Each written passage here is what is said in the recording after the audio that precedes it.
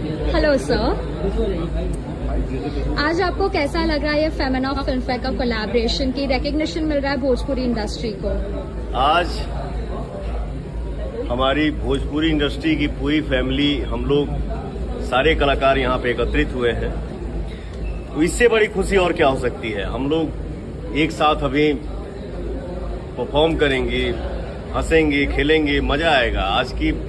आज की खुशी जो है वो कुछ अलग ही है, आनंद आएगा। तो एक चीज भोजपुरी इंडस्ट्री के बारे में जो सबसे खास बात है, जो आप चाहते हैं कि लोग उनको जाने?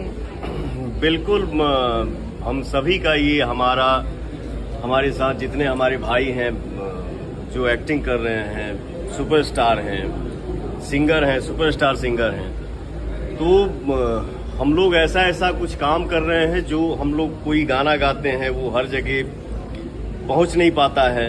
बट आज के डेट में हम लोग ऐसा मेहनत कर रहे हैं, हम सभी कलाकार मिलकर मेहनत कर रहे हैं कि जिसको नहीं पता है उसको भी पता चले कि हम क्या कर रहे हैं, कौन सी कैसी फिल्म बना रहे हैं और कितना बढ़िया गाना गा रहे हैं। यही अपना ये है।